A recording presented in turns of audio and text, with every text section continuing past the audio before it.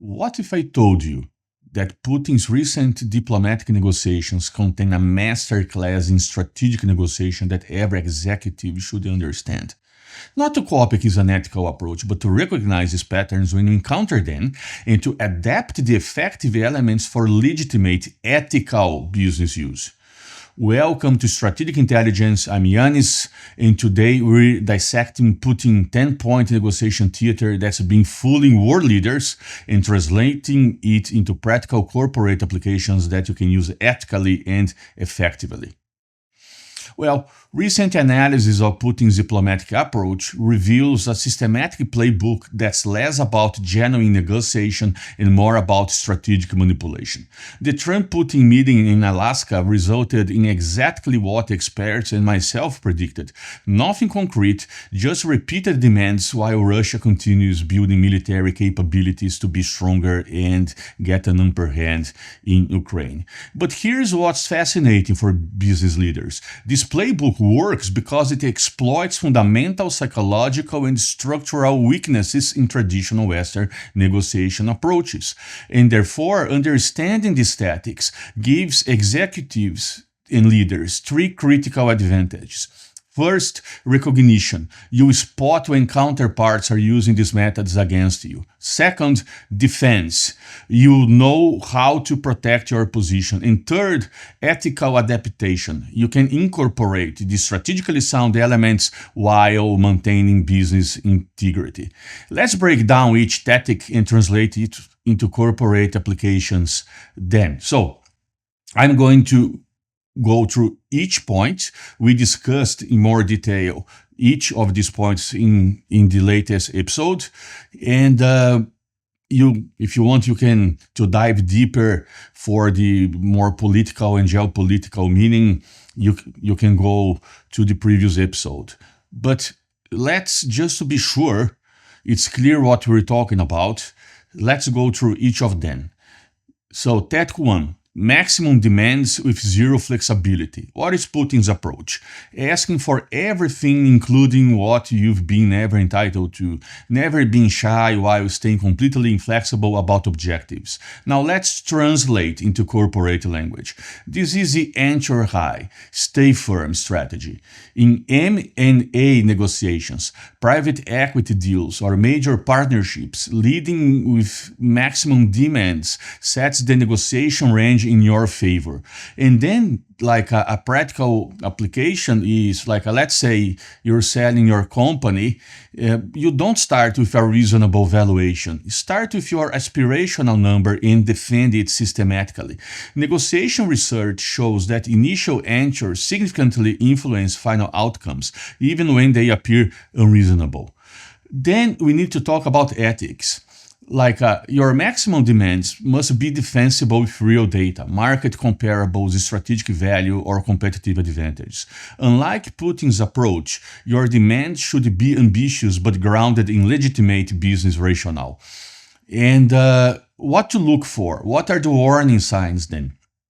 So watch when counterparts make extreme demands and refuse to explain their rationale. Because when this happens, you're probably facing this tactic. Don't immediately counter with concessions. Demand justification for their position first. Tactic 2, strategic endurance and pressure. Putin's method is preparing for the long haul, outlasting opponents through persistence, using ultimatums and threats to exploit opponent psychology, especially the West's tendency to compromise too quickly. Well, in the corporate world, this is about timeline as a competitive advantage. Companies with stronger balance sheets, patient capital, or sustainable business models can afford to wait and should use that patience strategically. Let's think about a real-world example. Amazon's publicly documented approach to new markets entry demonstrates this principle. They consistently accept short-term losses while building long-term market position, often outlasting competitors who face quarterly earnings pressure. And to implement this, Before major negotiations, assess your timeline flexibility versus theirs. If you have patient investors and strong cash flow, you can afford to walk away. If they have urgent deadlines, IPO timing, debt maturities, or contract renewals, time works in your favor. And the psychological pressure points there are: identify what creates urgency for counterparts, regulatory deadlines, investor expectations, market timing. Use this knowledge to maintain patient positioning while they feel pressure to close. Tactic 3, strategic ambiguity. Putin's technique is maintaining deliberate ambiguity over red lines and deadlines. Opponents never know when escalation or de-escalation might happen. Okay, business translation. Controlled unpredictability in your decision-making process. Don't telegraph your constraints, timelines, or decision criteria too clearly. Strategic ambiguity is something that will give an upper hand. It is a competitive advantage. For example, when face acquisition offers, don't reveal your absolute minimum price or timeline requirements. Keep buyers uncertain about your willingness to sell, which maintains their competitive intensity. Of course, the ethical boundaries is that unlike geopolitical contexts, business ambiguity must stop short of fraud or material misrepresentation. You can be vague about preferences and timelines, but not about facts material to the transaction. So, tactic 4, perpetual meeting theater. Putin's pattern is always willing to meet, talk, and discuss, shows goodwill and good faith where there are absolutely none. And this creates the illusion of engagement while avoiding real commitments. The corporate application is that the engagement without commitment strategy, this is a very quite powerful instrument when you're not ready to make decisions but want to maintain relationships and gather intelligence. This is very, very important, intelligence. And when to use this? During competitive, bidding processes, maintain active dialogue with multiple parties without committing to any. Each party believes they have a real chance, maintaining their engagement and improving their offers. At the same time, intelligence gathering, you can use these meetings to understand counterparts, constraints, decision-making processes, and alternative options. And every exploratory conversation will reveal strategic information. Of course, from the ethical side, you need to be honest about your exploratory intent. Phrases like "we're evaluating all options" or "this is part of our strategic review process" maintain honesty while preserving flexibility. Tactic 5, objective agreement without solutions. So the Russian method is agreeing with the main objectives, in the Russian case, for example, yes, peace is necessary, stability matters, but at the same time without presenting any sensible proposals for reaching them. What is the business translation? Align on vision and values while avoiding specific commitments. This creates relationship momentum without constraining your options. Practical example, in partnership discussions, for example, enthusiastically agree that strategic collaboration would benefit both companies and market timing is ideal without committing to specific terms, structures, or timelines. The strategic value is that this approach keeps counterparts emotionally invested in the relationship while you maintain complete flexibility about actual deal structure. Tactic 6, legitimacy theater and image management. Putin's approach is using negotiations as a showcase to legitimize the domestic regime while burnishing international image.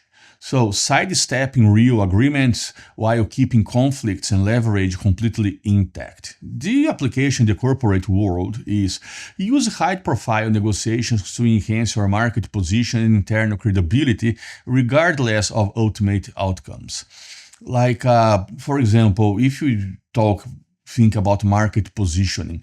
Being in discussions with prestigious partners, potential acquirers, or major customers enhances your market credibility and can improve other negotiations simultaneously. The internal benefits are that, by demonstrating that your company is attracting interest for major players, your position with employees, investors, and board members might become more solid. And the strategy then is ensure your participation in high-profile negotiations becomes known to relevant stakeholders through appropriate channels like industry publications, investor communications, or strategic leaks. Tactic 7, narrative monopolization. What is the technique? Controlling the story through state media and sympathetic international platforms, framing any stalemate as proof of Western intransigence rather than Russian obstruction. Business translation. Control how negotiations are perceived by external stakeholders, investors, customers, media, and industry observers. And in this case, you need to think about the narrative control strategically. This means proactively communicating your reasonable position and collaborative approach. When negotiations stall, ensure the market understands you're the party seeking mutually beneficial solutions. And in this sense, a framework that might help is you can develop consistent messaging about your negotiation principles, flexibility, and commitment to fair outcomes. Use industry relationships and media contacts to reinforce this narrative. Tactic 8, coalition fragmentation. Putin's method, fragmenting stakeholders through bilateral side discussions, drawing individual parties away from the main group, exploiting dissent to sow doubt about unified purpose, and so on. What is the application in the corporate world? In multi-party negotiations, consortium deals, industry partnerships, or competitive bidding, identify and exploit divisions among counterparts. This is part of fragmentation strategy. Develop separate relationships with individual decision makers. Understand their different priorities, constraints, and political positions within their organization. In practice, this let me give an example. In acquisition processes involving multiple bidders, develop direct relationships with the seller's key stakeholders. Understand which board members prioritize price versus certainty, which executives care about employee rotation, which investors want quick close. And by doing that, you can try to divide and influence. Tailor your approach to each stakeholder's specific concerns, but you must be ethical. This doesn't mean manipulation. This means customized value propositions that address their individual priorities. And be ethical, always.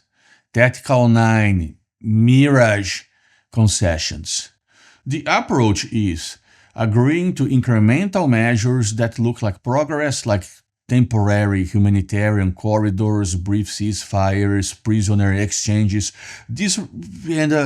But without a real commitment to solve the situation, because these are reversible tokens and they grab headlines but leave core demands unchanged. And in business, this means offer minor concessions that create momentum and goodwill without compromising your fundamental position. And these strategic concessions might be agree to process improvements, timeline accommodations, or information sharing that costs you little but demonstrates flexibility and good faith. Some examples: extended due diligence periods, additional management presentations, or preliminary agreements on non-core terms. These create negotiation momentum while preserving your leverage on essential issues. Finally, now, Tactic 10, never cede and always squeeze. This is Putin's final rule, never giving ground. When offered part of what we initially demanded, don't agree. Squeeze it out more. Every partial concession becomes proof that full demands are achievable. In the corporate world, this translates as, when counterparts make concessions, treat them as evidence that large concessions are possible rather than reasons to compromise your position. And then use the squeeze strategy. Instead of reciprocating concessions, immediately explore how much additional value you can extract. Their willingness to move suggests more flexibility exists. And an example could be, if a buyer increases their offer from 100 million to 110 million, don't accept immediately. Their movement from their initial position suggests they may have authority to go higher, but verify this through continued negotiation rather than assuming it. Now, this might be quite unethical, and we need to discuss ethical considerations about everything. So, a critical distinction you have to do is Putin's approach works through deception, threats, and bad faith.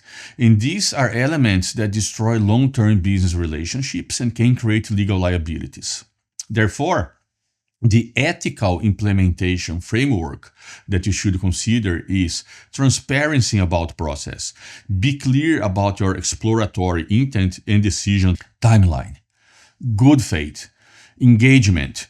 Don't waste counterparts' time or resources on discussions you have not intention of pursuing. Be honest. And this is the next point. Honest information sharing. Never misrepresent facts material to decisions.